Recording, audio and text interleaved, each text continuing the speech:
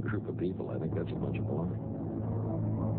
I never had seen anything like it. I couldn't believe that anyone could have the hate that these people had. Give honor to God and show the world that compassion, justice, and mercy are always stronger than the sword. In the 20th century, there is no more potent force than Islam. It is the world's fastest growing religion. But Islam is a religion in turmoil. Once the most tolerant of faiths, today, to outsiders, it shows a new and uglier face. 600 years after the Crusades, the forces of Islam are again at war with the West.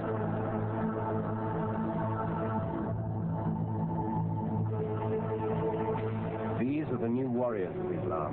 Their numbers are still small, but they see themselves on the crest of a Muslim tide that will sweep over a corrupt and crumbling world. The West sees them simply as fanatics and terrorists. This is a program about them. They have brought death and destruction to us, yet few of us know why. Why do young men kidnap and kill, fight and die in the name of Islam? Why do they hate the West?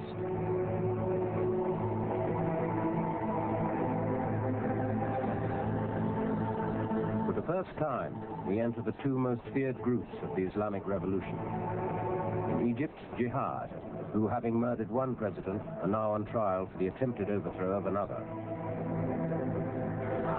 And in Lebanon, Hezbollah, the so-called Party of God, who are conducting a ruthless campaign of kidnapping and murder. Men who carry the sword of Islam.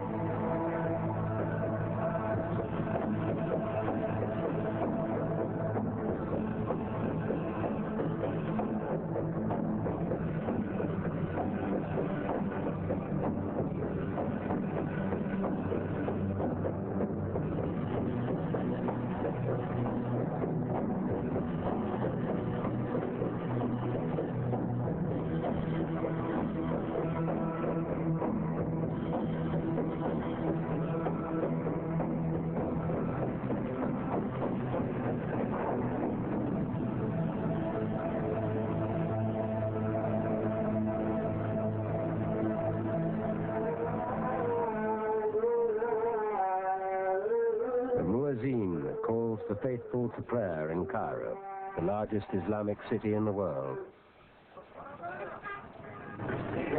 In the streets below, Cairo was bursting apart at the seams. 14 million people crowded into a city built for 4 million.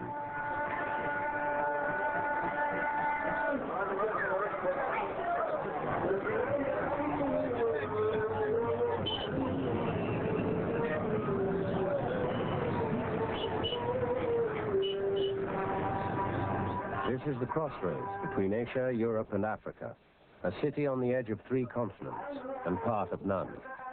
In Cairo, all the tensions between East and West, rich world, poor world, the very forces that have given birth to the new Islam, are there for all to see.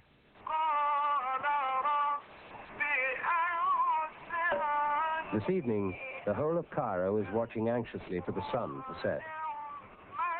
On Saladin's ancient fortress, they'll signal the moment Muslims all over the world have been waiting for, the last moment of the very last day of Ramadan. Allahu Akbar! Allahu Akbar!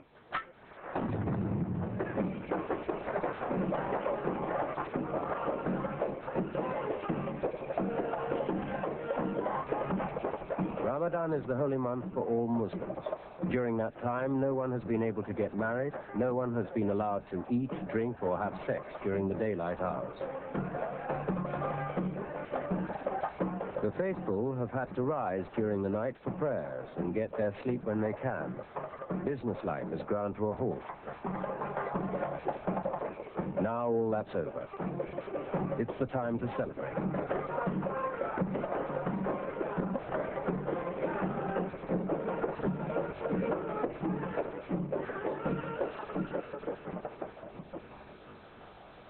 For others on this, the Muslim equivalent of New Year's Eve, it's a time for prayer and contemplation.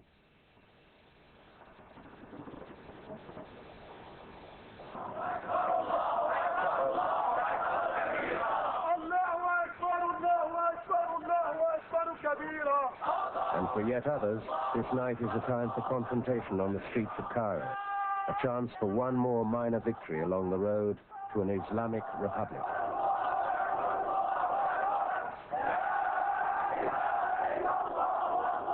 We're talking here about groups of dedicated, fearless, true believers who are perfectly capable of attacking Western interests and Western citizens. People who believe that violence is an appropriate tool in the interests of their cause. Muslim fundamentalism has unleashed a whole new political force in the world. These extremists are dangerous. Their numbers are small, but they represent a broader anger, frustration, and rage among millions of ordinary Muslims. الإسلام شجرة تقوى وترتوي من دماء الشهداء. إن الإسلام سوف يعود وسوف يسود العالم.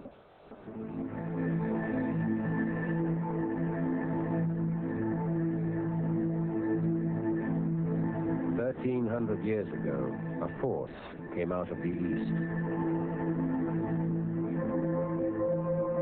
It started among simple people like these, with the word of a young Arab tribesman, Muhammad, who claimed to have received a message from God. The message was Islam, or surrender to God.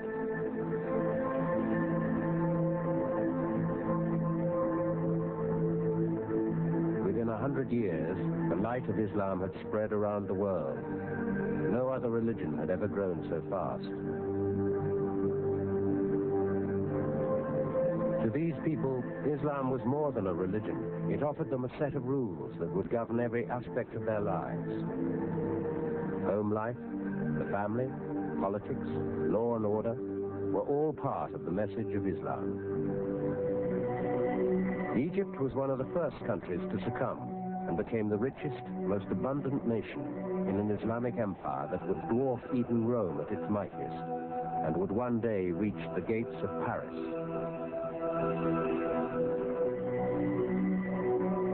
By the 11th century, Cairo was the jewel of Islam, the world center for learning, for the arts, for industry. Then all that faded. For hundreds of years, Muslims were pushed back, invaded, beaten.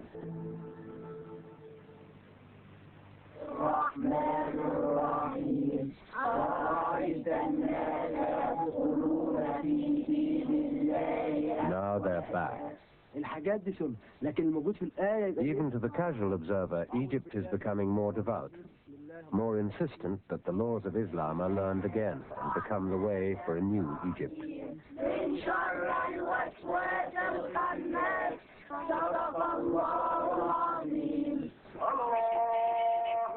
Even on a winter's day, the crowds overflow from the mosques onto the city streets.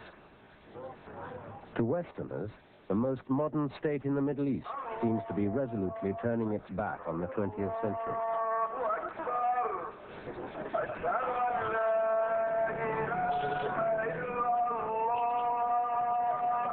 Amidst this new Islamic fervor, in the narrow streets that surround Saladin's ancient citadel, lives young Mohammed Gamal. He's studying for a degree in English, intelligent, moderate, but like so many of the young, moving firmly into the Islamic camp and onto the edges of extremism. For me and all Muslims, Islam is a complete way of life. It's not only praying in mosques, but it covers every moment of our life, from the moment we get up until the time we go to bed. There are 5 rules that Muhammad and all Muslims must obey. He must fast during the holy month of Ramadan. He must make a daily declaration that there is only one God and that Muhammad is his prophet. He must try to go on the pilgrimage to Mecca at least once in his life. He must pay part of his income to the poor. But most of all, he must pray. And prayers on a Friday count more than any others in God's eyes.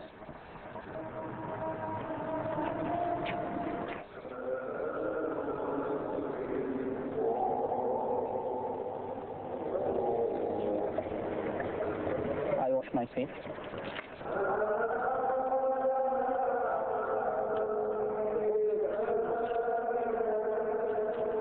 Three times each. And what's the point? To be ready to stand before God. Then I slit my hair 3 times. Then my ears together.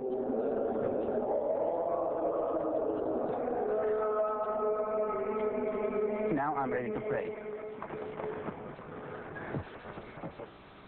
In this sepulchral gloom, a Christian or Jew could feel at home. He would recognize many similarities with his own faith. Even the names are the same. Abraham and Jesus Christ are part of Islam too. Muhammad was simply the last and the greatest of the prophets, say Muslims.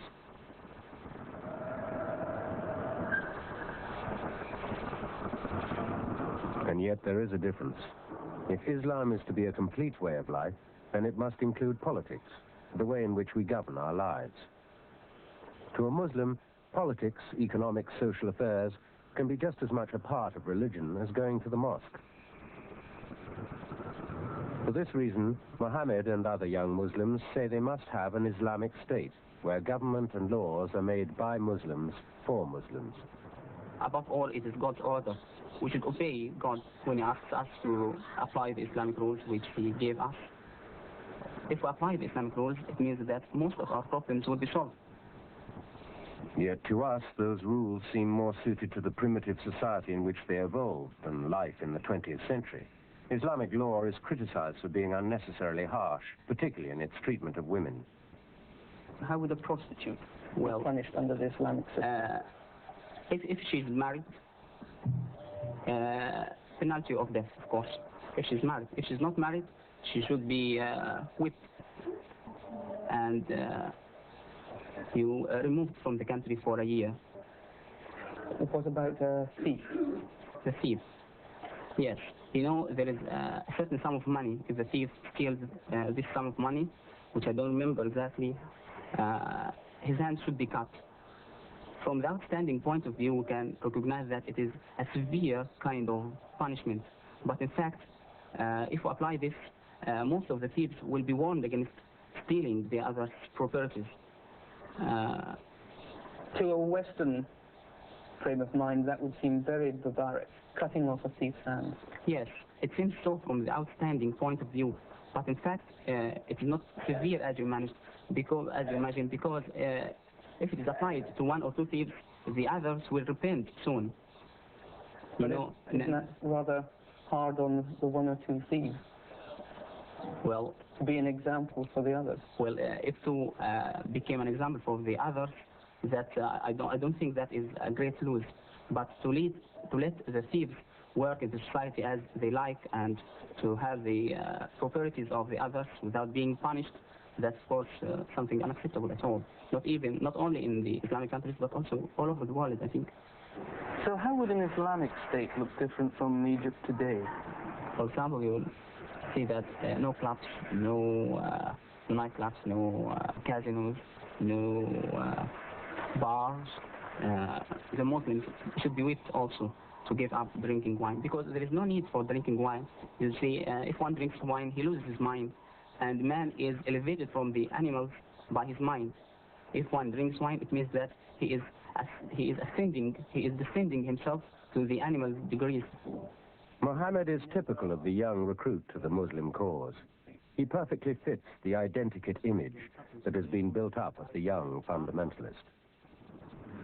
Most of them are educated. I would say 90% of them are university students or university graduates, recently university graduates. They are young. They tend to be in their 20s, early 30s. They are from the lower middle classes, which had traditionally, at least in the 60s and the 50s, thought of education as an avenue for upward mobility. Now they discover that education does not get them very far. They tend to come from rural background, from small towns, and they tend to be among the higher achievers, the ones who become very sensitive when they realize that the rules of equity and equal opportunities are not really operating. And they discover that midway in their university career, so they become dissatisfied, and they become ready to be appropriated or to be at least converted to Islamic militants or Islamic fundamentalists. Cairo University, built in the 1920s to provide the Egyptian middle classes with a European education. Outside the gates, liberated Egyptian womanhood casts off her veil. Ironically, inside the gates, they're now all busy putting it back on. Today, it's the Muslim groups among both teachers and students who have come to dominate the university life. Makeshift mosques have sprung up in the corridors, lectures halted to accommodate the call for prayer.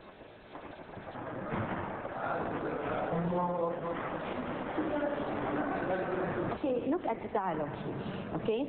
Now, what do you find amusing in the dialogue? Even the most traditionally liberal and westernized faculty, English, now observes the Islamic dress code and an unconscious segregation of the sexes in class. I have been dining with Arabella this evening. Who's Arabella? But this newfound modesty isn't entirely spontaneous. There are other forces at work behind the scenes.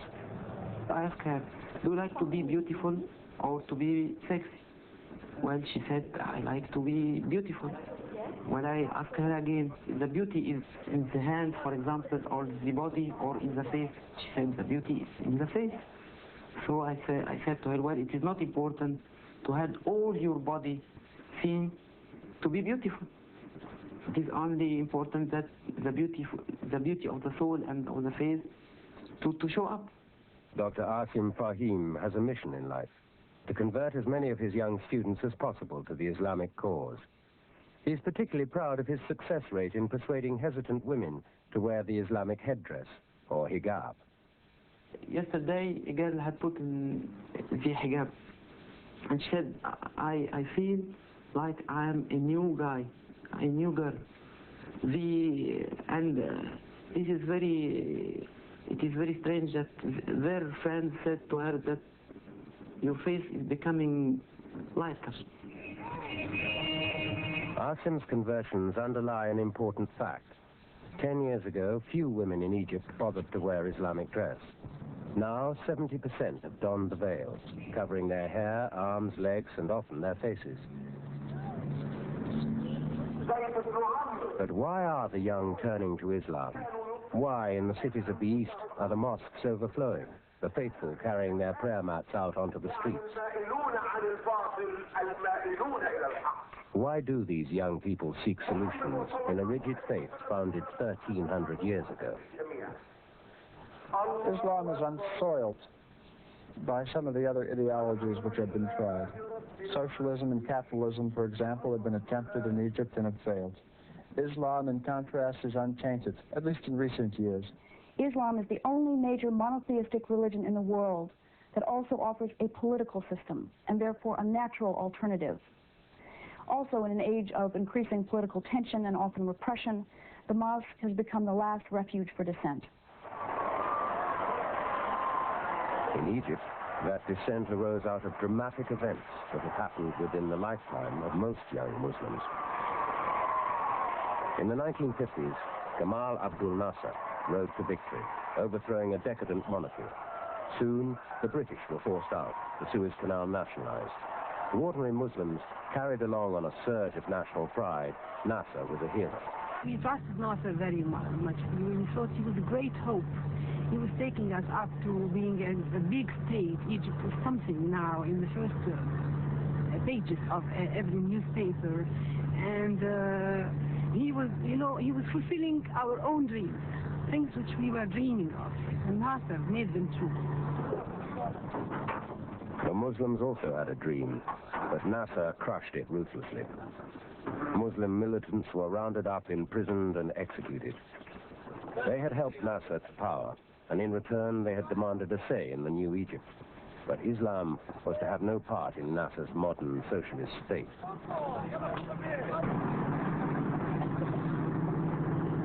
In 1967, Nasser led Egypt into a war with Israel which he promised would destroy the Jewish state for once and for all. What happened was quite the reverse.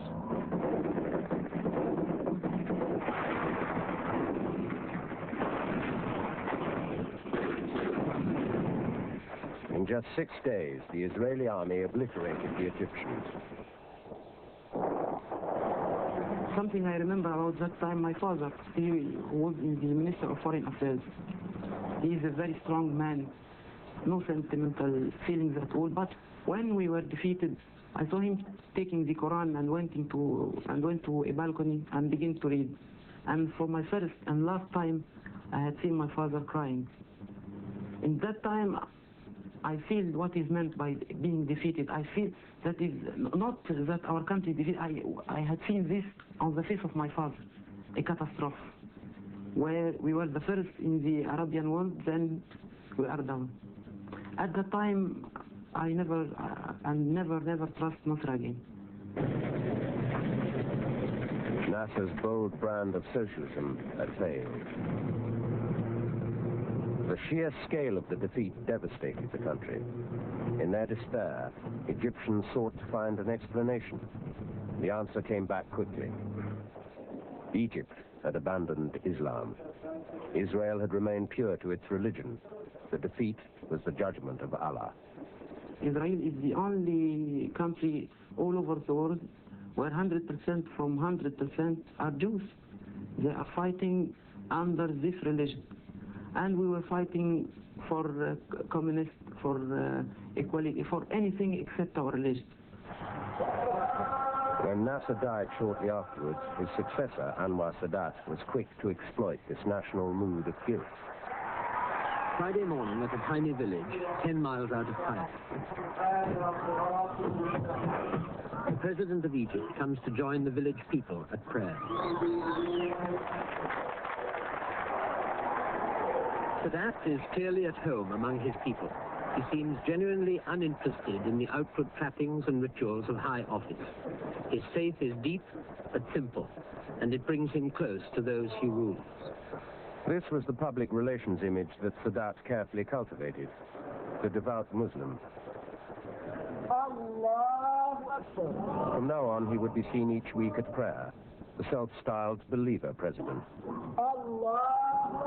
We used to go to the mosque every Friday, and he cared very much to have all the cameramen from all over the world to watch him and to show him while praying ardently and praying to God and, you know, doing like this. And he was very funny. And so nobody believed, because he was acting. For Sadat, Islam was no more than a convenient cloak. In time, he would simply cast it aside to reveal his true colors. Well, Sadat came of modest and poor stock, in fact, and since I first knew him, I mean in the early 40s, I felt that he yearned very strongly towards luxury and good clothing and wealth, and I mean he was deprived of all that, and he yearned very hardly for this kind of living. And when he got the chance, I mean, it showed right away. And I think that his fascination by the United States, because for him it represented real wealth, the real wealth in the world, and richness and luxury and things like this. So this was his ideal. Egypt was now to become a model capitalist state in the image of America. The president opened the door to Western money and Western businessmen. Billions of dollars poured in. Luxury office blocks and banks sprang up. In place of crumbling slums, 5-star hotels began to line the banks of the Nile.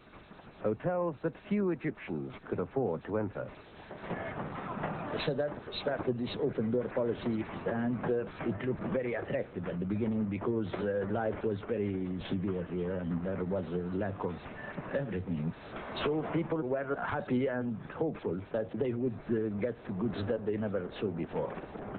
Unfortunately, it went to silly and stupid projects like producing Coca-Cola and Schweppes. So there was nothing that would give jobs to the poor and so on.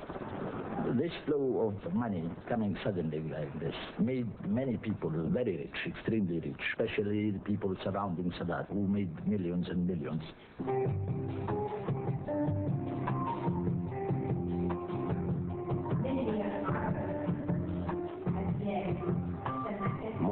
Now under Sadat, Egypt was becoming two nations. On the one hand, a rich elite, flaunting its newfound wealth, copying the manners and lifestyle of the West. It did, in fact, open the door for all forms of speculation, of people becoming easily rich, of mafias mushrooming. One interesting thing here is how in the jargon of these mafias, when you achieve your first million, you have received your first rabbit. Because once you've made your breakthrough beyond the first million, well, rabbits proliferate easily.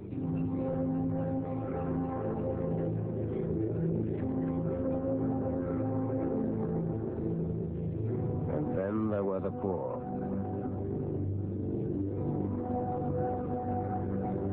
Egypt was undergoing a great social change. Once the granary of the Middle East, it could no longer feed its population, now growing at the rate of 1 a minute.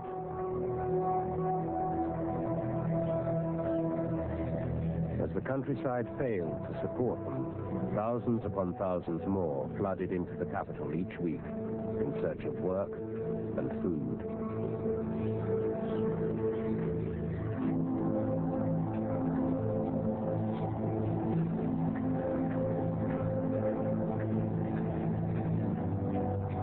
Tide of immigrants without home or job or prospects of any kind became a sea of resentment. Condemned to squalor in a society which rewarded corruption and greed. Islam became their voice. With people becoming, without any justified reasons, very rich, and others compelled to remain poor. One way to transform your frustrations into virtues is to explain your behavior in terms of religion. When you say that I am a Puritan and I do this and that in terms of the Quran, it's a way to justify why I'm compelled not to accept this and that because I'm not able to do it, or don't have the means to do it.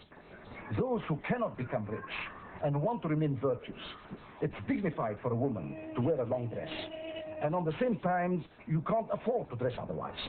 It's a way to immunize yourself against the frustrations of the open door policy when you can't make your breakthrough into wealth. The new Muslim that appeared out of this frustration was young and militant. They blamed the West and its corrupting influence for their troubles.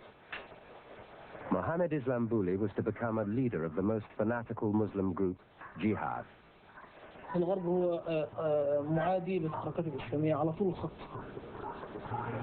ايه السبب ورا؟ ما أعتقدش سبب غير يمكن سبب من زمان كده يعني من زمان خالص يعني من أيام الحروب الصليبية على بدل ما كانت فيها حروب صليبية بالسلاح بقت حروب صليبية بالفكر وبالغزو الفكري. هم اللي دخلوا في بلادنا الفساد سواء من النساء تخرج عاريات سواء من الخمور سواء من كل حتى يمكن أدق القوانين دخلت جايبينها من الغرب كأن الغرب ده هو المنزل يعني. هي يعني هو ايه حضارة الغرب؟ حضارة الغرب إذا كانت العلم والمعرفة فأهلا به، لكن إذا كان الفساد اللي منتشر في الغرب من شرب الهيروين والمخدرات والنساء العاريات الحاجات دي ديننا ما يسمح لناش بيه أول حاجة وما يقبلش يعني. They are nurtured on horror stories of life in the West, a life that they feel we are trying to impose upon them. Safinez Qasim is a leading Muslim writer and was once a Broadway theatre critic. But her time in the West only served to harden her opinions. We see that you are obsessed with sex. That's why you walk nude in the West, and that's why they act in the relationship between men and women in the streets. They kiss each other, and in some gardens in Europe, they even intercourse in front of everybody. This we can see, this is against the dignity of mankind. What do you say is anti-Islam? What example, what proof have you got? This interview by itself your astonishment that a Muslim wanted to be governed by Islam. The mere astonishment is an insult. If you want in the Christian land to be governed by Christianity, I won't be astonished. On the contrary, I'm very astonished that you are not ruled by Christianity. You see? So here in this Muslim land, you are coming here, you question us why you want Islam to rule. By this is just a simple manifestation of anti-Islam. As the young Muslims' resentment grew, Egypt became a bomb on a very short fuse. In 1977, the bomb went off.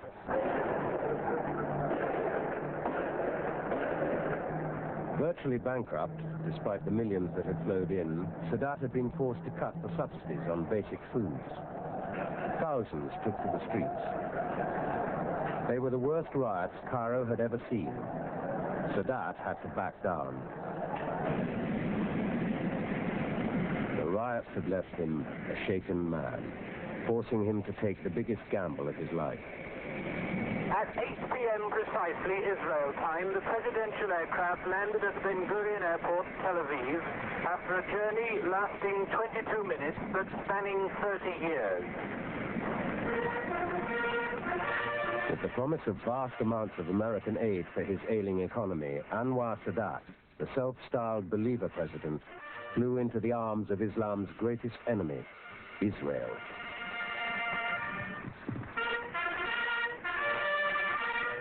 He could not have known that he was signing his own death warrant.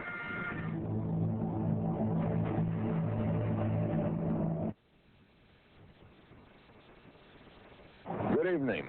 Let history record that at 11.5 minutes after 2 this afternoon Eastern Time, Egypt and Israel had a peace treaty, a treaty formally ending 3 decades of war. Camp David put Anwar Sadat on the world stage. From now on, his every move would be under the full glare of the Western media, who hailed him as the man who had brought peace single-handedly to the Middle East.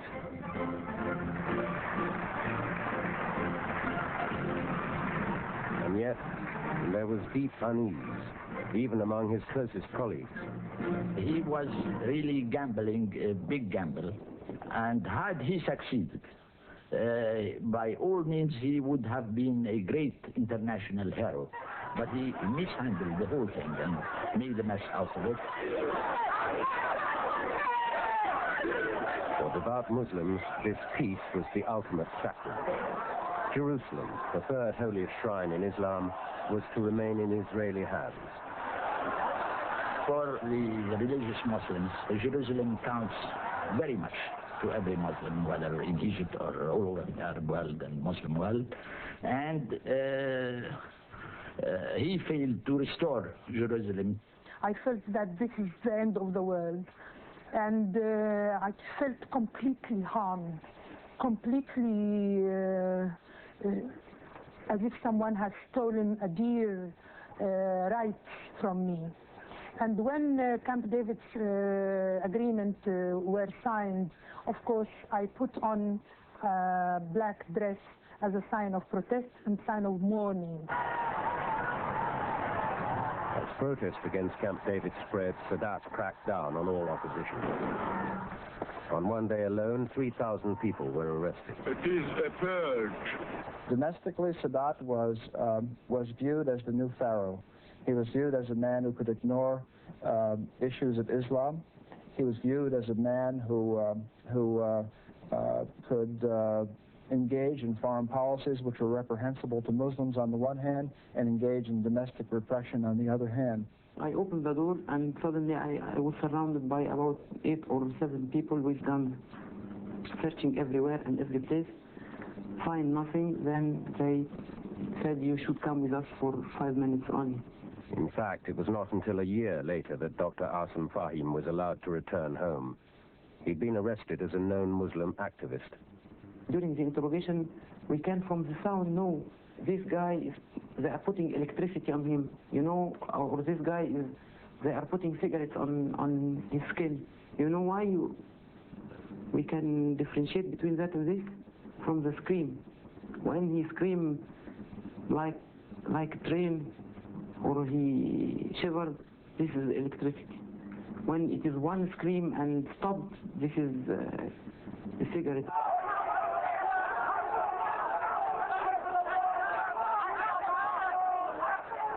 As the confrontation grew, it was the arrest of this man that sealed Sadat's fate.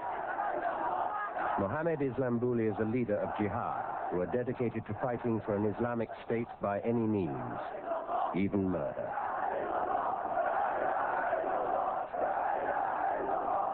Islambouli's arrest and torture was only one of thousands. The difference was that his brother Khaled, an army officer and fellow member of jihad, had the means to exact revenge.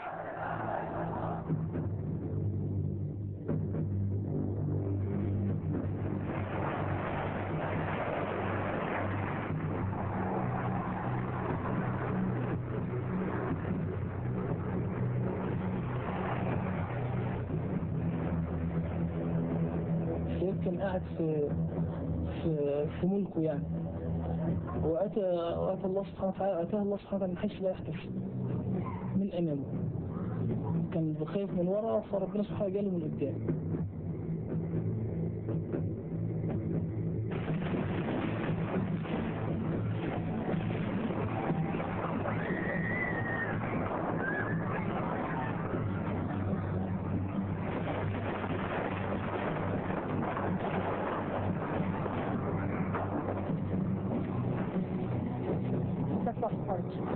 Done in a beautiful, elegant, courageous.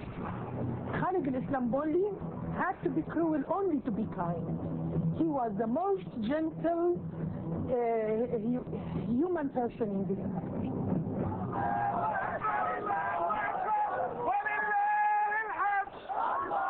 Dawn in the streets of Cairo.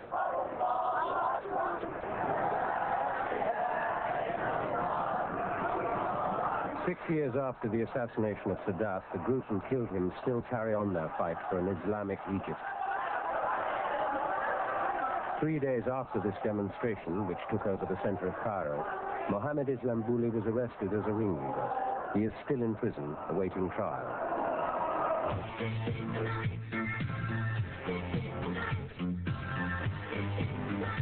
And 6 years on, there have been few concessions to Muslim demands for a change in Egyptian society. Boys and girls still meet unchaperoned in defiance of Muslim traditions.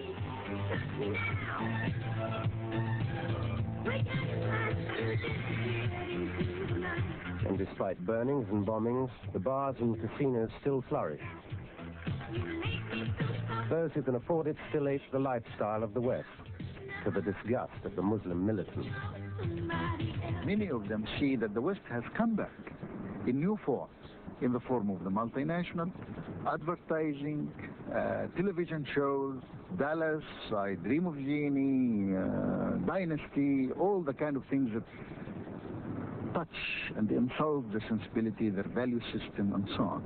Now, of course, whoever brings these things in is not just Westerners, but a segment of society that loves the West, enjoys the West, likes to ally itself with the West.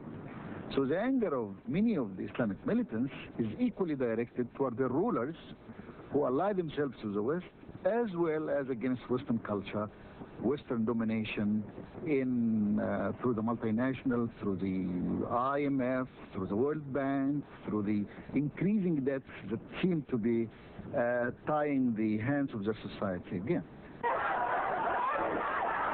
Politically and socially, Egypt is divided as never before. A series of riots, killings, and arrests have fanned the flames of the militants. As government repression increases, Islam has become the opposition to the state.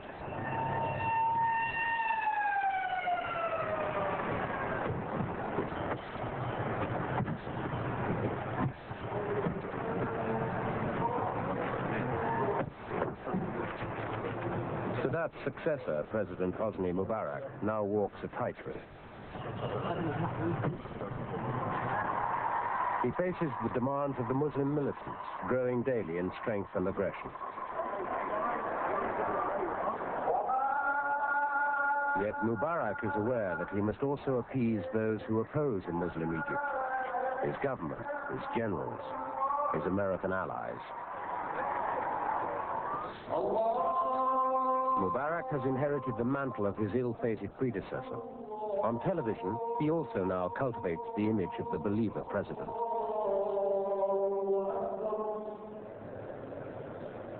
Yet even in the mosque, the president must guard his back. Only recently, 30 members of Jihad were arrested for the attempted overthrow of his government. The shadow of Sadat lingers on in another way. Mubarak knows that sooner or later he too must cut the food subsidies to save his country from bankruptcy. It could unleash the explosion on the streets that the Muslim militants are waiting for. These people are spreading underground, are gaining followers every day, and they can erupt out of the blues, I mean, and cause real trouble, I mean, with the masses following them and things like this.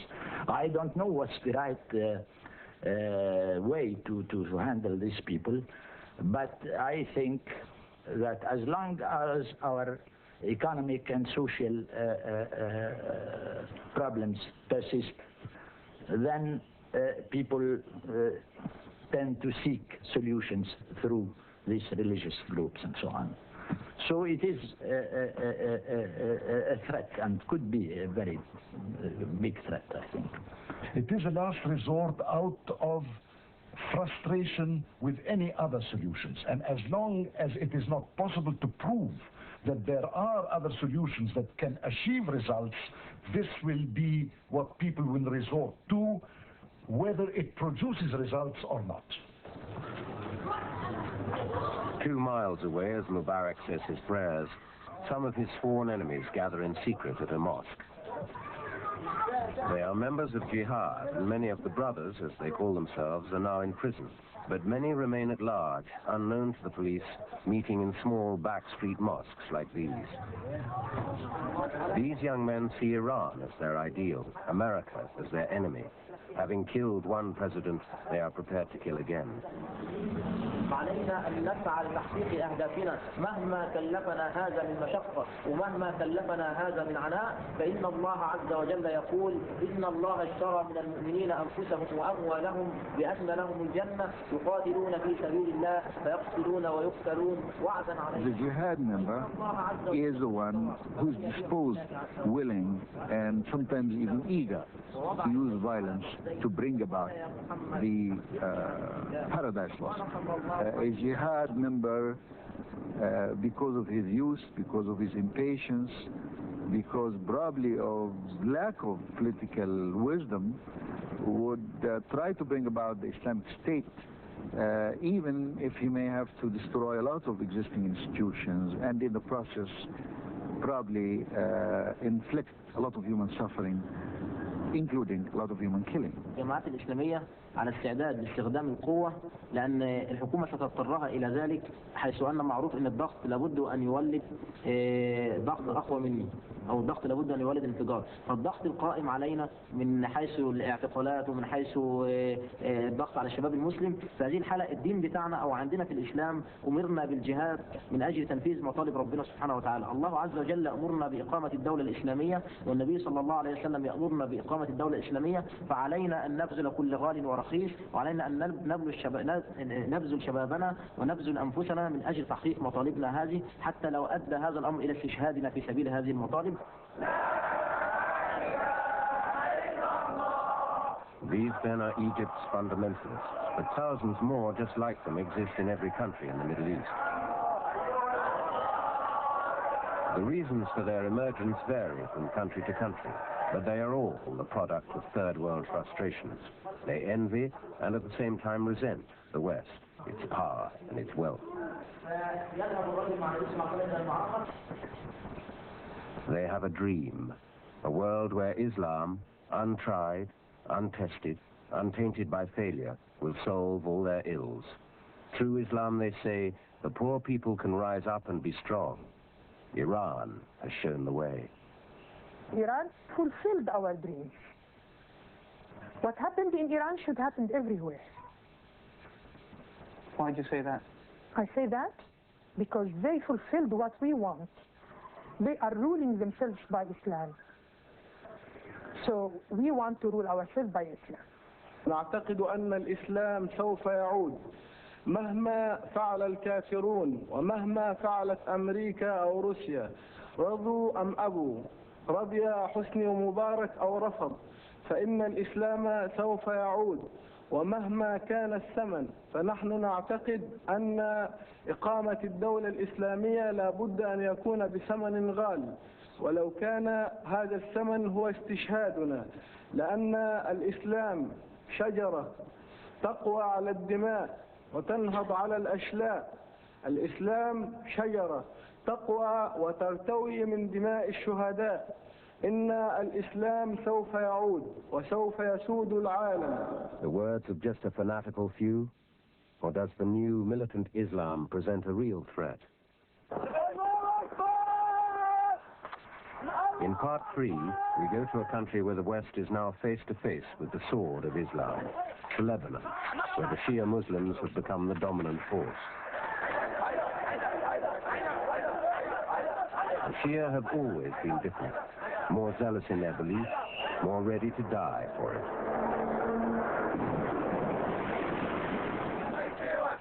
And we meet the leaders and the men of the most fanatical Shia group, Hezbollah. For Hezbollah, the West and Israel, the United States and Israel in particular, are viewed as absolute evils.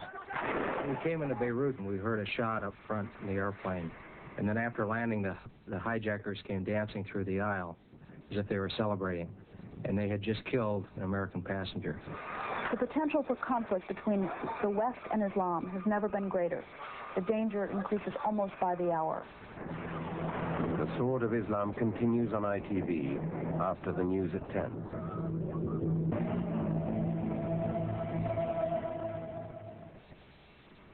Islam, which deals with the continuing war in Lebanon, its causes, its violence, and its effects.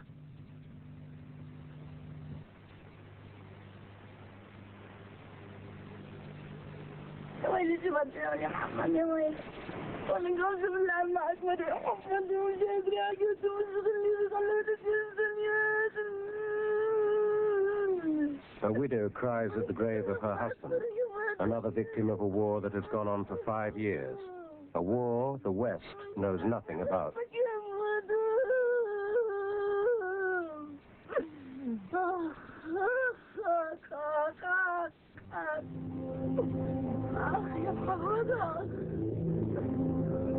These people are the Shia Muslims of Lebanon.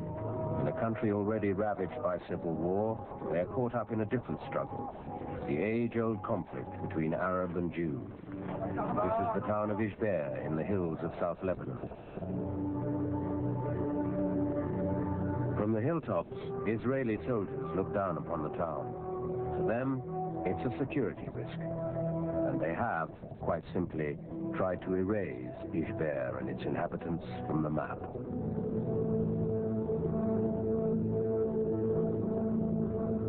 The town square is deserted. Few people leave their houses.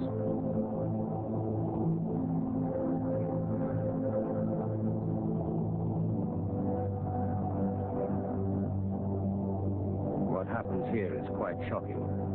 The Israelis deny it, but we have seen it for ourselves. Day after day, without rhyme or reason, this town has been pounded with high explosive, killing and maiming.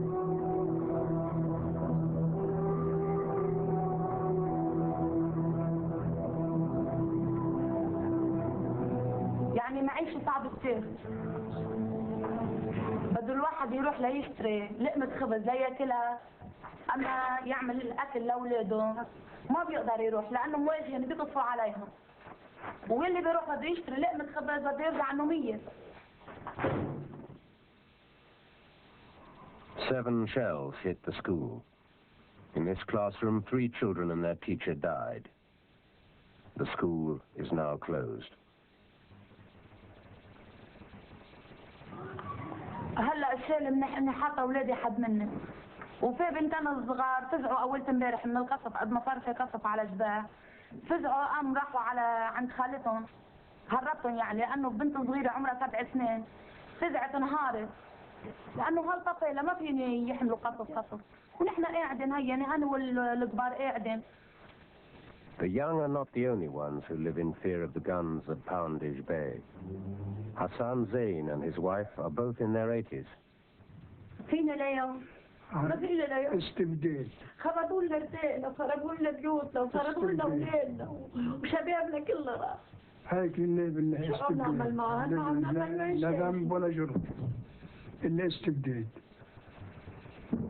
ممكن قاعدين جنبها انت يا متخبى بقرنه يا متخبى له بجلسين ببيت مي يا متخبى لنا بمطرحه شو وين لفين نرجع ولوين بدنا نروح ندشر بيوتنا وندشر الزيت وندشر اولادنا لوين بدنا نروح لوين بدنا نروح.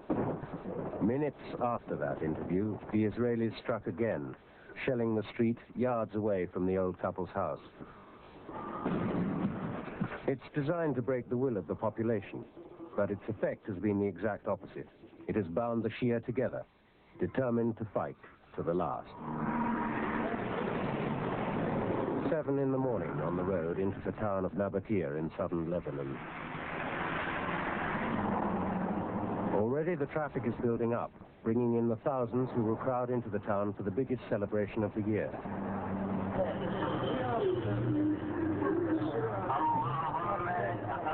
Today is the final day of the religious festival called Ashura. It celebrates the birth of the Shia faith 1,300 years ago and their break from the mainstream Sunni Muslims.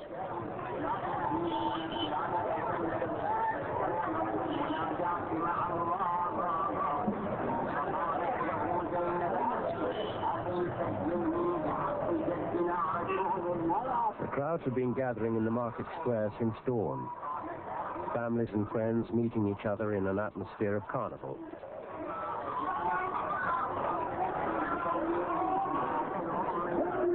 On a makeshift stage, a pantomime reenactment of the death in battle of Hussein, the grandson of the Prophet Muhammad.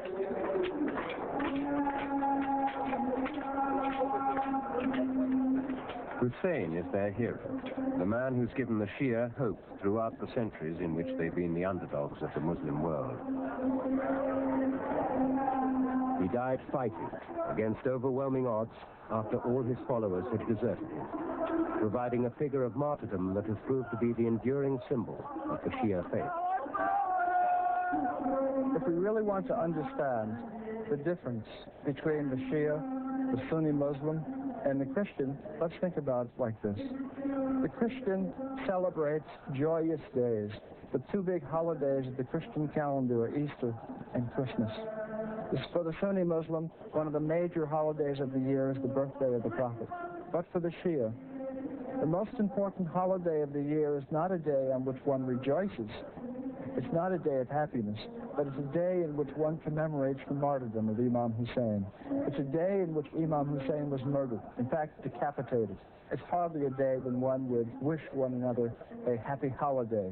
It's a day of sadness. It's a day in which one tries to endure or recapture the suffering that Imam Hussein suffered when he was killed on the plain of Karbala.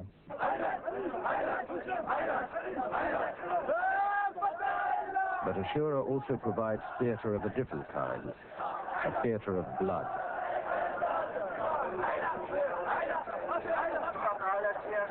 Shiite men, boys, even babies will have their heads cut open.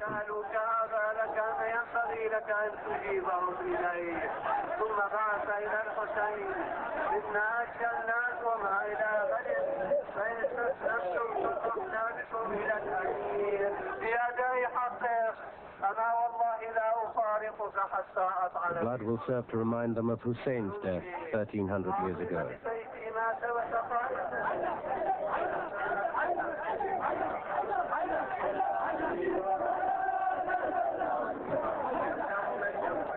The Shia have always been different from other Muslims, not so much in the things they believe, but in their readiness to die for them.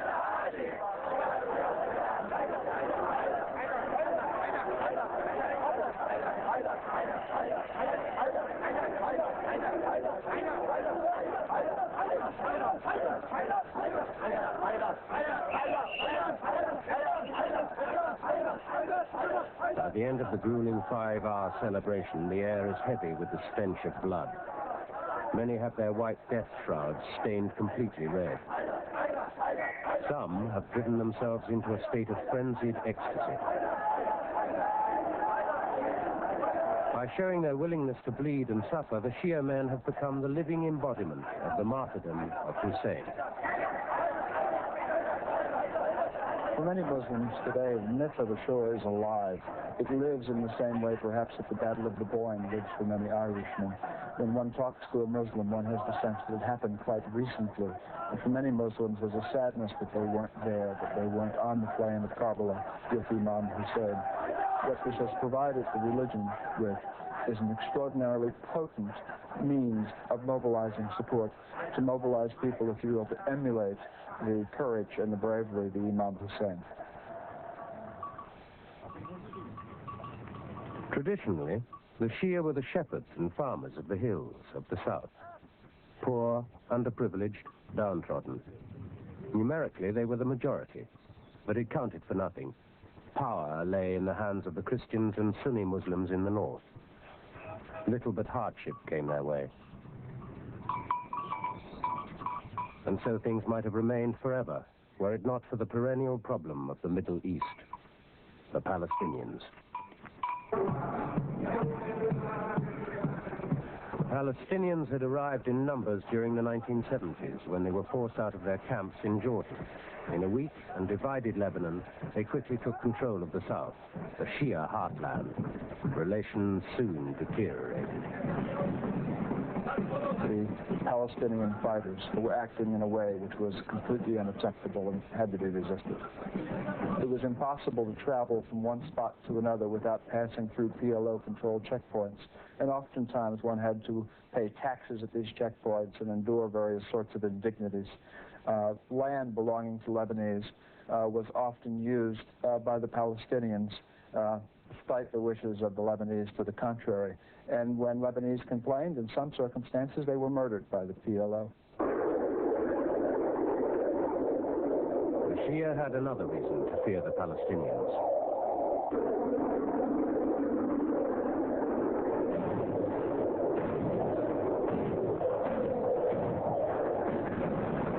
They dragged them into their war against Israel.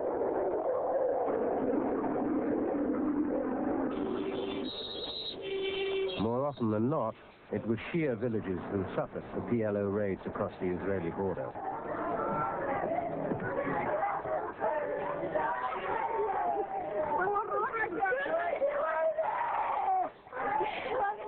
Grief was the price the Shia paid for the Palestinians in their midst, and the price was too high.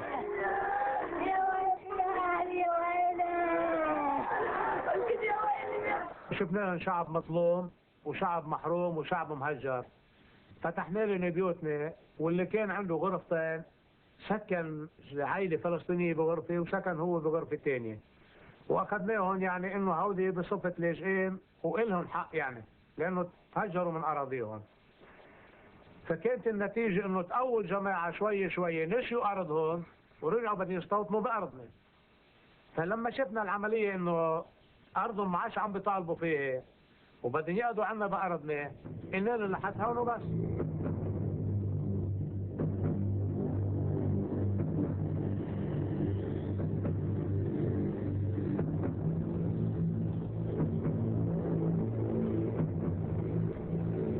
The depth of hatred that the Shia felt for the Palestinians became very clear in 1982 when the Israelis poured across the border to crush the PLO for once and for all.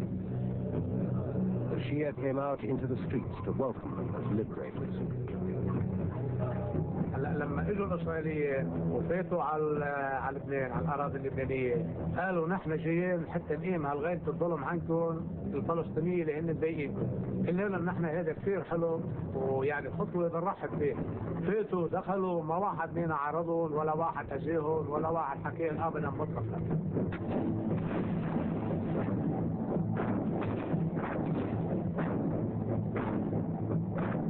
The Israeli army sped north through Lebanon and trapped the PLO in Beirut.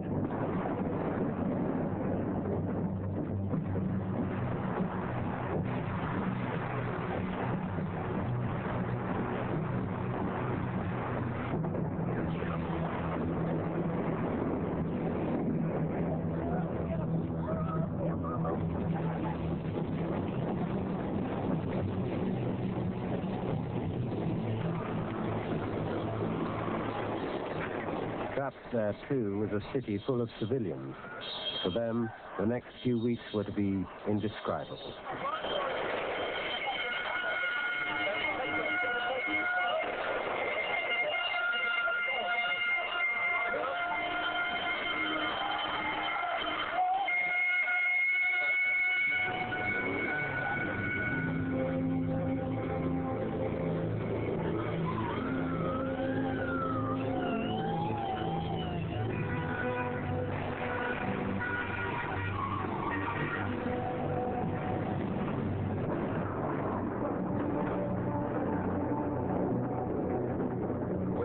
Reaches its fiercest, Beirut looks like hell on earth.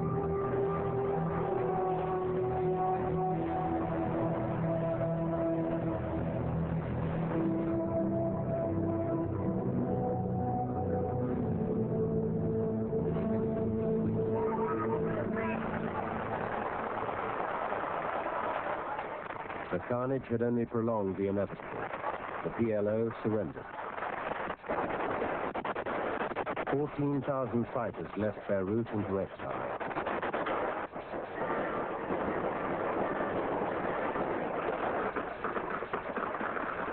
But at this moment, as their enemies left and Israel could at last claim victory in Lebanon, they made a fatal error. They decided to stay. Israel's decision to stay in Lebanon after the 1982 invasion was the single most disastrous decision in the history of Israel since it was created as a state in 1948. Lebanon became Israel's Vietnam.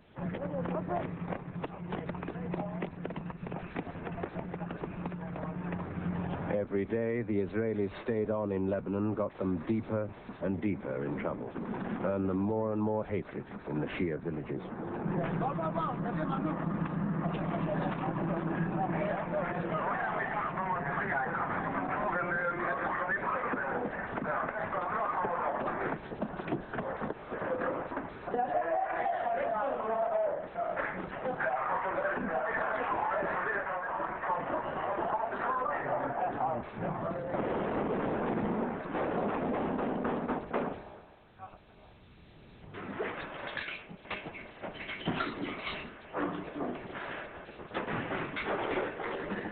واجوا فتشوا البيوت وشافوا انه ما في اسلحه. لما عرفوا انه الشعب افضل ما في عنده اسلحه كافيه لتقاومهم، طمعوا بالاراضي اللبنانيه. فنحن ايماننا هو سلاح. يعني ايماننا ان نوجد سلاح لنا على طول نحن.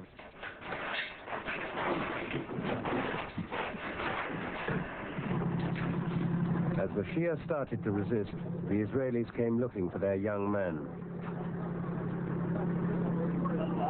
Each raid hardened the hearts of the villagers. Each death provided another martyr.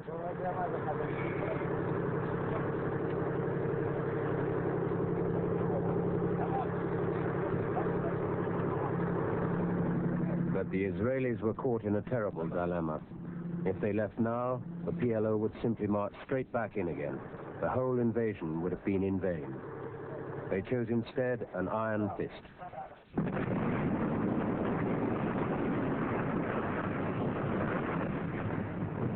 ما عندنا ولا أي وسيلة إلا التضحية بس فقط. ما فينا نقاوم إسرائيل وجها لوجه، لأنه دولة عندها طائرات وعندها دبابات وعندها مدفعية وعندها شيء. نحن فينا نقاومنا بصمودنا وبقوتنا بالله سبحانه وتعالى. To the Shia, it seemed that they had simply exchanged one army of occupation for another. They decided to strike back in a way that has since become their hallmark. The white car is driven by a young suicide bomber.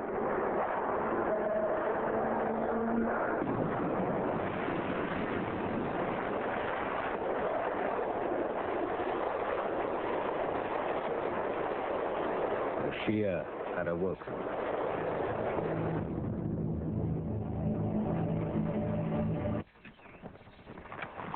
These are the Shiite resistance. Farmers, villagers, they call themselves Amal, which in Arabic means hope.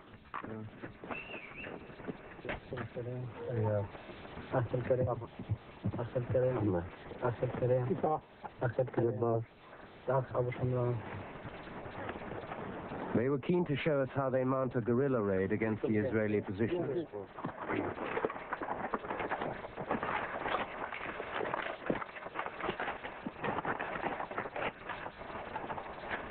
هذه هون عندنا فوق اللي بتوقع بلدة الأوساح. وهون المنعطف الوادي تحت في بلدة اسمها بيت ليف. في هون فوق على هاي الرابية اللي هون مركز إسرائيلي اسمه جبل حميد. مركز مراقبة فيه شخصين بس. عملية بتتم تنفيذها بهاي النقطة اللي هون. نحن ما بنتلاقي الجيش الإسرائيلي بيعتبر الجيش المتفوق العالم كله، فنحن عندنا إيماننا بالله، يعني هذا أكبر دليل على انتصارنا على الشعب الإسرائيلي بشكل عام. وثانيا على قوتنا، على القوة احنا قوتنا، لأن نحن مستعدين نقرب أنفسنا يعني قدام الدبابات. يعني الشعب اللي فجر نفسه بالسيارات وفجر نفسه بالدوريات الإسرائيلية ما بيبخل إنه يفوت لهونيك ويتصاوب أو يستشهد. صارت المعركة من عاداتنا، يعني إنه نجابه الإسرائيلية ونجابه كل قوة الظلم، يعني أي قوة كانت مهما كانت يعني نوعيتها، إن كانت إسرائيلية أو أمريكية أو أي فئة ثانية يعني.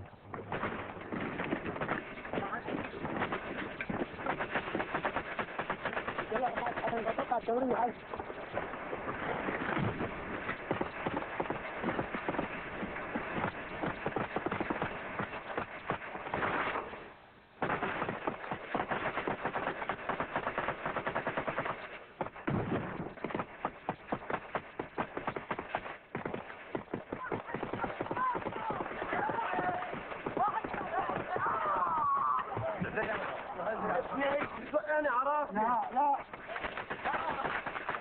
يناموا عليه.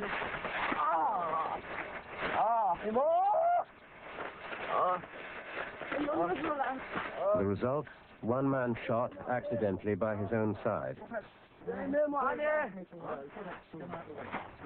تسلوا إلى حالي طيلاب.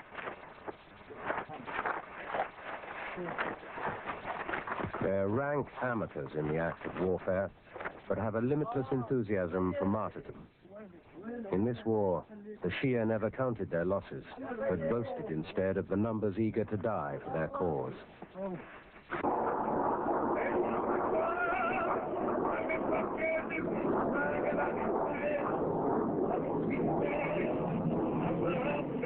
The Israelis were counting 600 men dead in 2 years. It was a price many were not prepared to pay.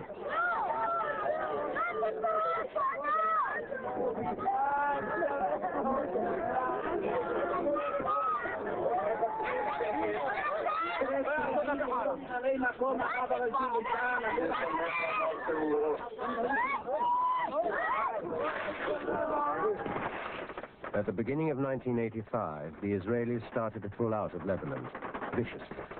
All hope of victory, or even peace, was gone.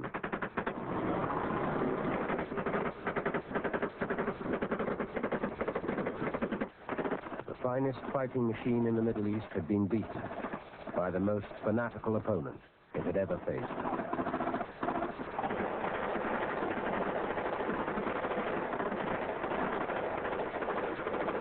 The Israelis had never suffered such a defeat. In short, this is probably the most important defeat of Israeli military power that's occurred since the creation of the State of Israel. Beaufort Castle, built by the Crusaders to subdue the Muslim population, now used by the Israelis for exactly the same purpose. Israel still occupies a wedge of South Lebanon. This is their front line, a series of hilltop forts which dominate the Muslim villages below. In their shadow, the Kinaan family tries to make a living running a small holding. They're typical of the Shia of South Lebanon, farmers, once prepared to live at peace with their Jewish neighbors.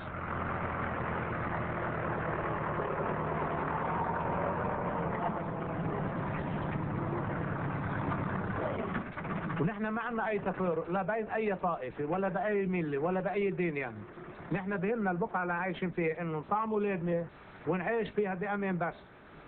فاذا بتظهر اسرائيل من ارضنا نحن ما قلنا عليها ولا اي سبب.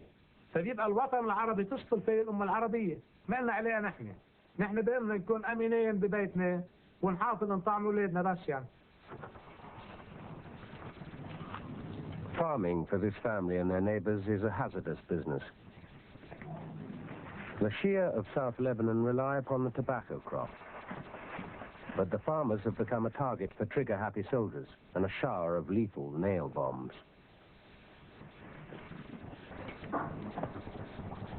The family is never allowed to forget the Israeli presence, 500 yards across the valley. If they did, the shells that smash into their greenhouse would serve as a reminder.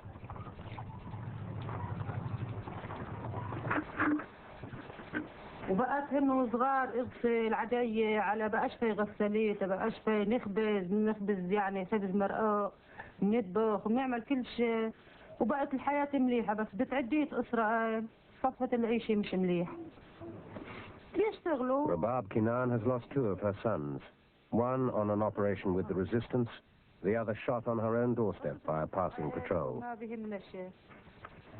صاروا يوسعوا علينا. صاروا يوسعوا علينا صرت لهم دخل جراي كانوا بعرض كان شو بدكن فيه لابني شو بدكن هاك شحطوه من بداية ما رجعت له بجراي ما كانوا يقشطوني بالسلم فراميهن ما كانش يعطوني اياه. Are you worried for the safety of your other children? ايه كيف لكن بحب اشرب من دم من اذا صحل لي اسرائيل والله بشرب من دم وان قتلوا لي ولادي يعني ولدان شبان. To the family, of course, their dead sons are martyrs who died for their faith in their country. But what is remarkable, even incomprehensible, about the Shia is their willingness to go on sacrificing their other sons, even the youngest, 10-year-old Melek. هن مش قاعدين يقربوا نفسهم لانه انا ما عادش عندي وقت كبير يعني المشوار طويل بس هن اللي صار مشوار طويل هن مش قاعدين يضحوا حتى اذا كل جيل اللي بيطلع بده مش قاعد يضحي يعني لان احنا بنتخذها سنه وعقيده يعني الدفاع عن الارض هو الكرامه. But does your son really want to be a fighter? بنحب نقاتل كل واحد إسرائيلي وكل واحد متعلم مع Do you join the resistance? نصب المقاومة.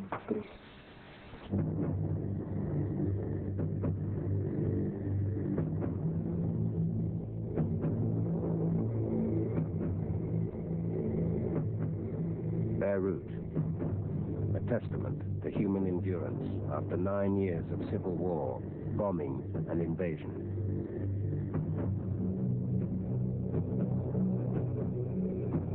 To this ruined city, the Shia now came in their thousands, bringing with them their faith, their new militancy.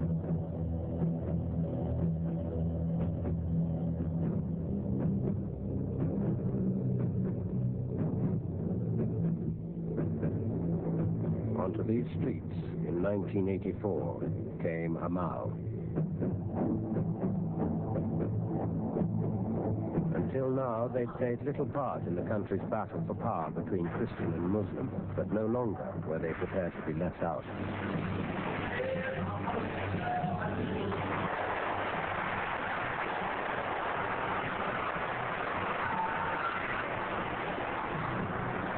Armed with little more than rifles and rockets and their Shia faith, Amal took on the tanks and artillery of the Christian forces and won.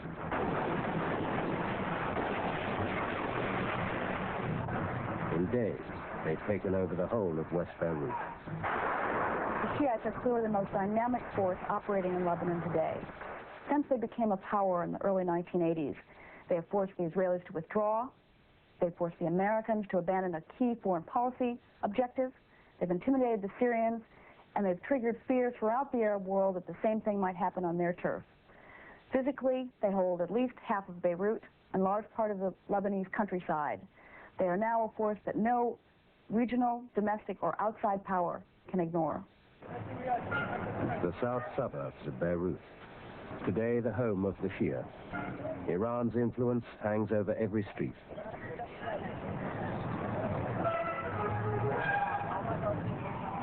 It's a warren of crumbling concrete.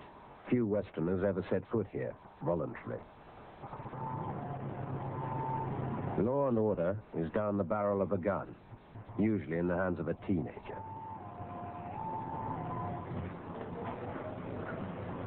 It's breakfast time. 14-year-old Ali lives alone. His parents fled Beirut when their house was bombed. Ali is typical of many boys of his age.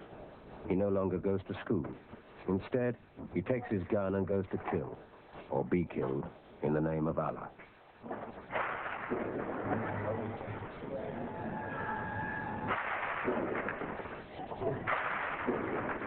Ali lives in what is probably the most dangerous place on earth, Beirut's notorious Green Line that separates Muslim from Christian. الوضع خطير كثير على اساس في قمص كذا جرحى يوميا بيروحوا وقتلها وما قتلها. Ali was born in the war, has only ever known war. His days are spent sniping from a ruined Christian church, now an Amal stronghold. بس وتركنا يعني بالمرحلة الابتدائية مع أساس قصف وتهجير وطبعا يعني المادة ما في كذا وحروب ما بتسمح إن الواحد يتعلم ما في رواق ما في أمان. Despite the dangers, Ali and many like him are only too eager to join the Shia militia, living, fighting, dying on the Green Line.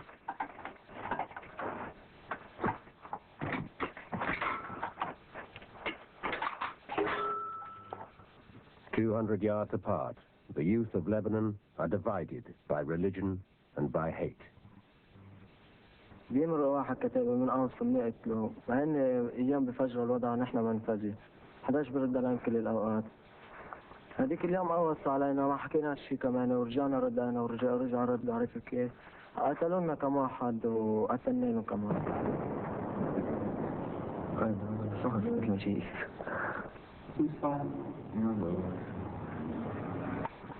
كتائب أما والشرقية طبعا. بس على طول. امبارح قمص مرة عندنا بالشارع. مرة مسك قتل قوصوا قتلوه. يعني يوميا أطفال مع أطفال شيء يعني يوميا كيف بتسمع هذا مات هذا مات هذا مات طفل بنت مرة يوميا. How long have you been fighting for? أنت من زمان. من كم سنة يعني؟ من 6 سنوات. What do your parents think about you becoming a fighter? وأعرف وخاف عليه. مأمنين على إنه بقتل أنا مع السلامة وما قتل على شرفهم. عم بحميهم.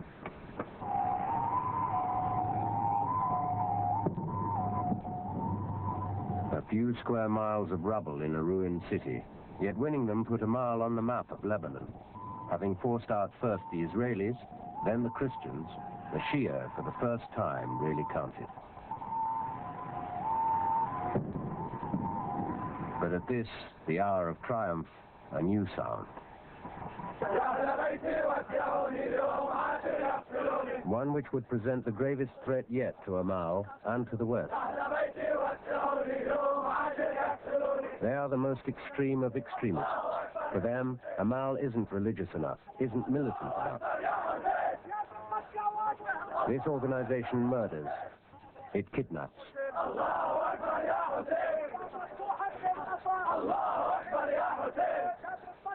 They call themselves Hezbollah, in Arabic, the Party of God. But this party has a manifesto which far exceeds any other. What the Hezbollah would like to do is to create an Islamic state in Lebanon, a state ruled by Islamic law. This means that the Christian communities, who up to now have, if you will, been partners in Lebanon with the Muslims, wary partners from time to time, but nonetheless partners, these communities of Christians would become subordinate to a Muslim government, an Islamic government, which would be created after the model of the Islamic Republic of Iran. For Hezbollah, the West and Israel, the United States and Israel in particular, are viewed as absolute evils. Israel is to be eliminated. Jerusalem is to be regained, and Islam is to reign over the land of Palestine. Every Friday, the Hezbollah faithful flock to this mosque in the Beirut suburb of Bir Abid. They have come to hear one man Sheikh Mohammed Hussein Fadlallah is the spiritual leader of Hezbollah, an organization with massive Iranian funding to wage all-out war on Israel and the West. Within its ranks, small bands of fanatics operate under a bewildering succession of names. They currently hold over 20 Westerners hostage, including Terry Waite. Attended by armed bodyguards, Fadlallah preaches an uncompromising message about the West. والكلمات التي تتحدث عن الإنسانية وعن حقوق الإنسان وعن كل ذلك، ولكن السلام سلامهم لا سلامنا، الحضارة حضارتهم لا حضارتنا، الرخاء رخاؤهم لا رخاؤنا، الأمن أمنهم لا أمننا، حقوق الإنسان لمصلحتهم لا لمصلحتنا، يوحي بعضهم إلى بعض الزخرف والقول غرورا، يوحون ذلك في الإذاعات والصحف والتلفزيون وفي النوادي الدولية وفي كل ذلك حتى يثيروا المسألة ضدك كيفما شاءوا، ولو شاء الله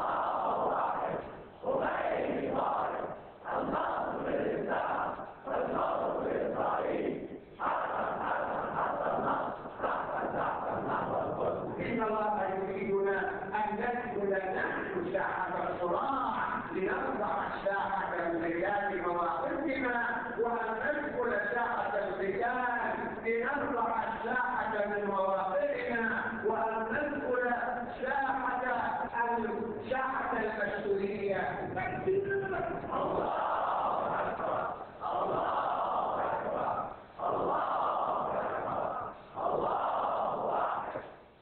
Fadlallah, like his mentor, Khomeini, urged on these warriors of Islam to defeat and humiliate the great Satan. You're right or you're wrong. Out there is going to sound off. You're right! God damn it! All right. They didn't have far to look for their target. GI beans and GI gravy! GI beans and GI gravy! GI wings are going to Navy! 500 U.S. Marines were in Lebanon, part of the multinational force that had been sent in to keep the peace.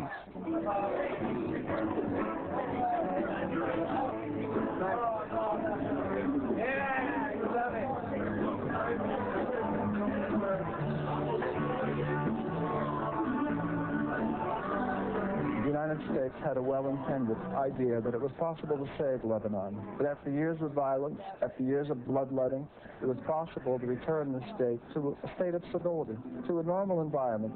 I think there was an element of naivete.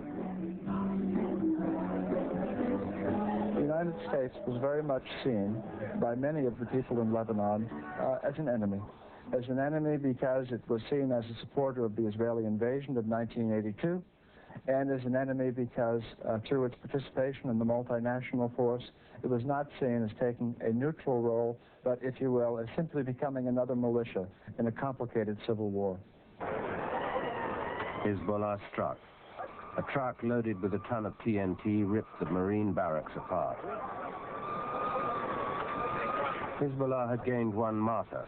The Americans had lost 240 dead. They had not seen such carnage since Vietnam. Sheikh Fadlallah, for one, thought such tactics justified.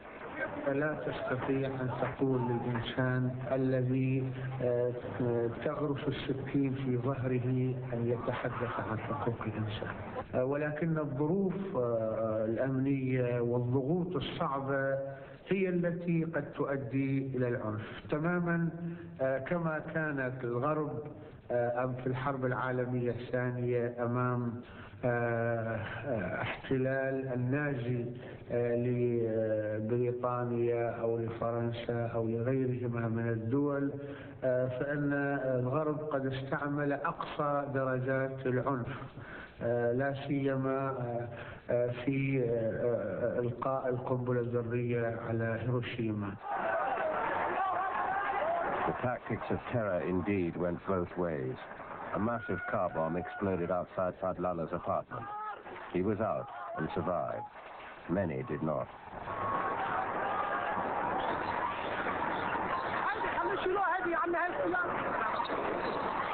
80 people were killed.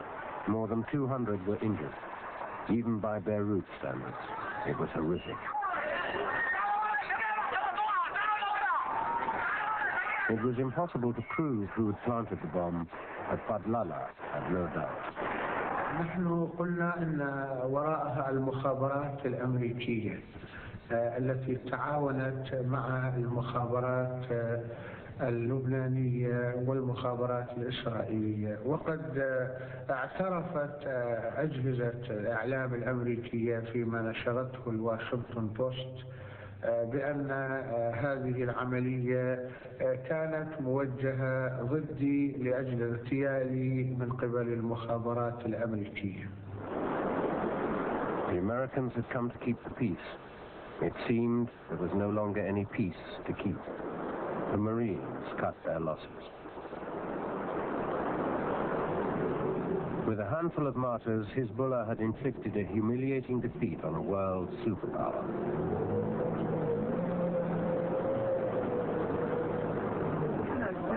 Hezbollah is the most dynamic and ruthless force in Lebanon. Its relentless message of no compromise with Israel and the West is consumed avidly by the young.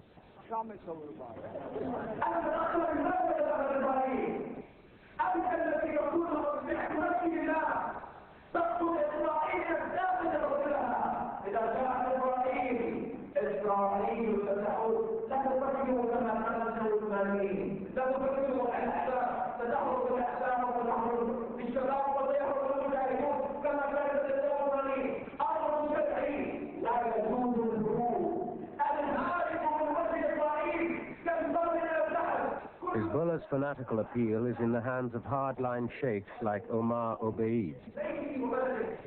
At a mosque only a mile from the Israeli front line, he exhorts young followers to fight and kill the enemies of Islam.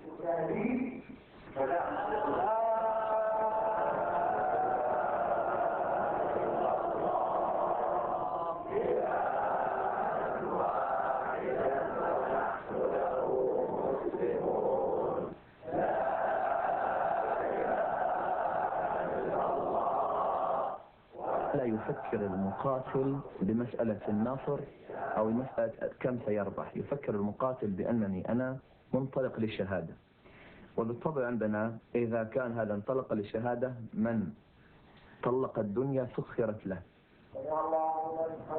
غالبا المجاهد ينطلق بحالة بكاء وحالة روحية عظيمة بعد الدعاء وقراءة القرآن وغيرها.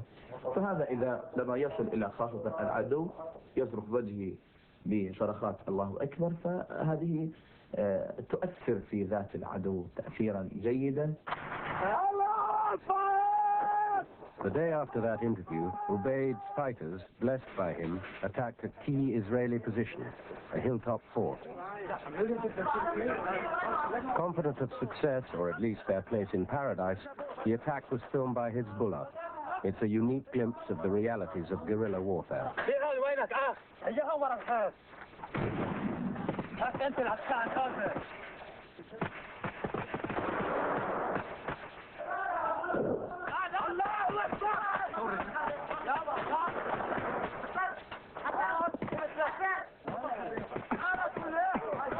بلش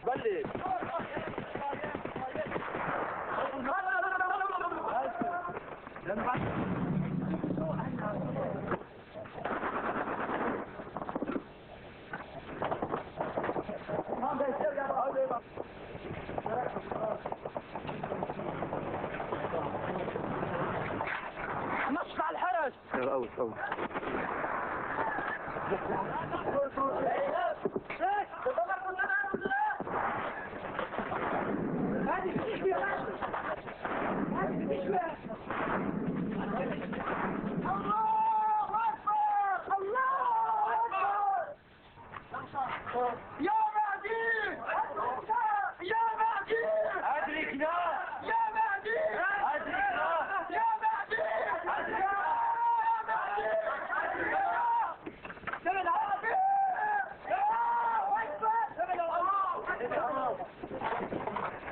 A captured tank.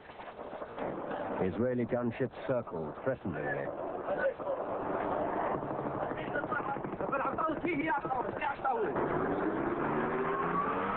Another captured armored car is driven off by Hezbollah. 7 enemy soldiers have been killed. It was this defeat in particular that caused Israel to threaten a new invasion of Lebanon.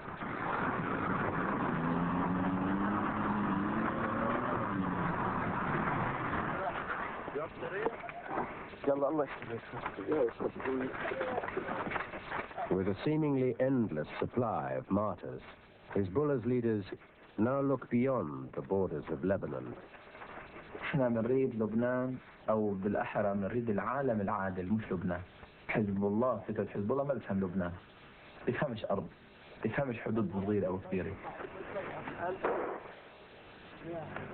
لا يتصور واحد انه والله حزب الله بده جمهورية اسلامية في لبنان، وهذا هو السؤال المقصود يعني. جمهورية اسلامية او غير جمهورية اسلامية. نحن نعتقد كما قلت اول كلام بان بجمهورية العالم قائدها صاحب الزمان الذي سيظهر، والآن نحن نهيئ دائما إلى أن تكون العالم كله في عدالة مش لبنان بس. The country which has most to fear from Hezbollah is Israel, a threat that they say is now greater than the PLO. We have not seen by Palestinians so many terror acts that their execution from the very beginning dependent on the knowledge of the terrorist that he has to commit suicide to carry his mission. The car bombs, the truck bombs, this kind of terror acts has not been carried at all by any one of the Palestinian terrorists. Why do you think the Shia then do it? Might be related to their more deep, fanatic, fundamentalistic religion perception. The whole Shiite from the school of the fundamentalistic attitude of Khomeini are ready to do things that normally others, Muslims, don't carry out.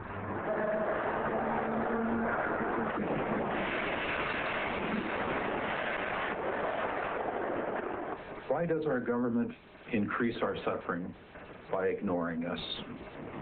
I thought that Americans were to be protected by the government. But equally, Westerners, and particularly Americans, it seems, must be prepared to suffer and die for their support of Israel. And there is no end in sight for our situation. A new and sinister campaign began. This time, individuals, often people who had lived in Lebanon for years, suddenly became targets. In its various guises, Hezbollah have kidnapped and killed indiscriminately. To let them know that I'm well. The Reverend Ben Weir had worked for charities in Beirut for 20 years. It didn't matter. Ultimately, it wasn't who you were, but what you were. I was simply an American on the street that day, and my captors wanted an American. He has pulled a hand grenade pin, and he is ready to blow up the aircraft if he has to. We must, I repeat, we must land at Beirut. We must land at Beirut. No alternative. On the 14th of June 1985, Hezbollah pulled off their most spectacular operation, the hijacking of TWA Flight 847. Once again, out of the 153 passengers and crew aboard, it was Americans who were singled out to die. We came into Beirut and we heard a shot up front in the airplane. And then after landing, the hijackers came dancing through the aisle as if they were celebrating. And they had just killed an American passenger.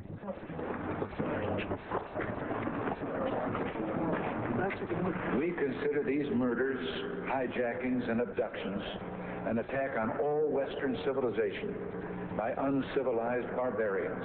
The potential for conflict between the West and Islam has never been greater. The danger increases almost by the hour. Both sides have psyched themselves into polarized positions. Many Americans literally believe that a Muslim fundamentalist is automatically a terrorist. And many Muslim fundamentalists truly believe that the U.S. is the great Satan trying to defeat Islam. Every time the word Islam is mentioned, the West is completely alarmed and furious.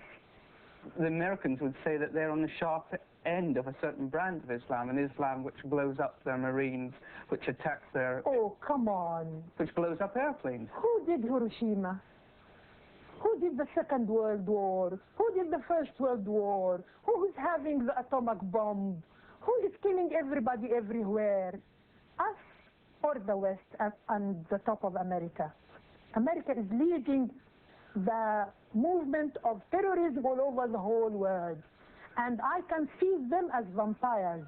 If they can see us as terrorists, I see them as vampires. They are not human anymore. The Quran promises the Muslim, or at least the good Muslim, a future paradise.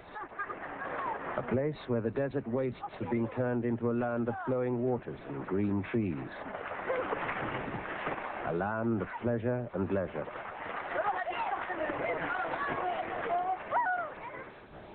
The present life for most is very different. A third world where poverty, death, and disease are routine. They compare their poverty with the wealth of the West. A West, they are told, that exploits them and keeps them poor through crippling debt.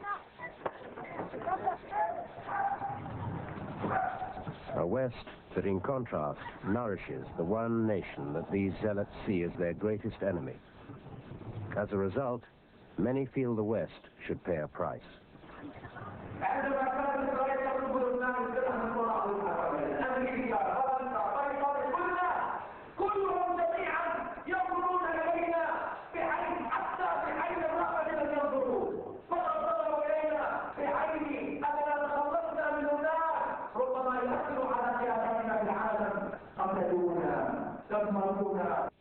We have to recognize that acts that Israel engages in oftentimes taint us. Let me give you a very simple example.